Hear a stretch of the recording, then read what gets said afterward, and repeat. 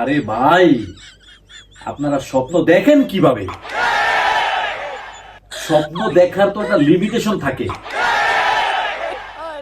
স্বপ্ন দেখা ভালো, দুঃস্বপ্ন দেখা তো ভালো না ভাই। এই ধরনের দুঃসাহস কিভাবে দেখান যে আমাদেরকে বাদ দিয়ে আপনারা ক্ষমতায় চলে আসবেন? হ্যাঁ? মগের মুল্লু, মগের মুল্লু। ক্ষমতা এত সহজ? আরে 360টি আসন পাইলেও তো ক্ষমতায় হওয়া সম্ভব না। আগে তো বুঝতে হবে আপনাদেরকে কেন আপনারা এই ধরনের স্বপ্ন দেখেন। কি ধরনের স্বপ্ন দেখে? আজে বাজে স্বপ্ন। আবার বলে ইঞ্জিনিয়ারিং কইরা আমগরে হারায়া দিছে। আরে মিয়া, ইঞ্জিনিয়ারিং তো আগে শিখতে হবে আপনাদেরকে।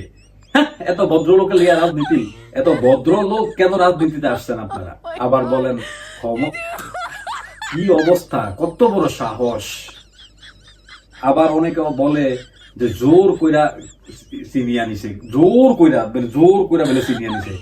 আরে মিয়া, জোর কইরা চিনিয়া নিছে, আপনারা ক্ষমতায় এবার তো দূরের কথা, এই যে 60টা আসন দিছি, এটা স্বপ্ন দেখাও তো না জায়েজ।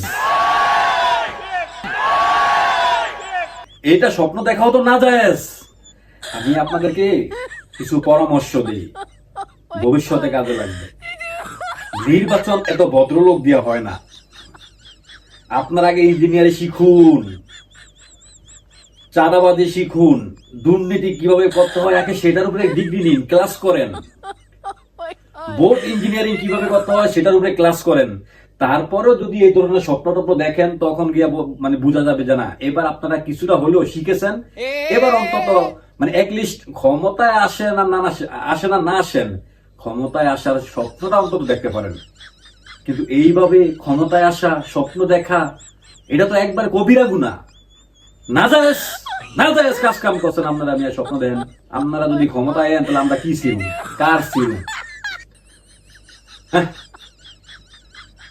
এই কারণে বলি, পাশ হওয়া, তারপরে হইলো আপনার গিয়া ওই যে ইঞ্জিনিয়ারিং, চাঁদাবাজি, দুর্নীতি, এগুলা লিখতে হবে। এগুলা কলমে কাগজে লিখে শিখতে হবে। পাথরে লেখো নাম, ঝরে যাবে, আর হৃদয়ে লেখো নাম, সেই নাম রয়ে যাবে। আমরা তো হৃদয়ে ধারণ করেছি কিভাবে কি করতে হবে, কিভাবে আসতে হবে। তোমরা তো নির্বাচনের আগে অনলাইনে এমনি এমনি মানুষের বক্কর চক্কর বুঝাইয়া মনে কথা আয়া করবা। আমরা দরকার নাই তো আমাকে এত কিছু। আমরা এক জায়গায় ক্লিক করবো, সব জায়গায় কাজ হয়ে যাবে। ওইটা বলে অটো সফটওয়্যার ইঞ্জিনিয়ারিং। তো আমি সম্মানের সাথে এখনো বলছি, এই সমস্ত দুঃস্বপ্ন না দেখে সংসদে আসবেন, চোরের মতো বসে থাকবেন। কোন ধরনের উল্টা পাল্টা কথা ফারদার যেন না শুনি।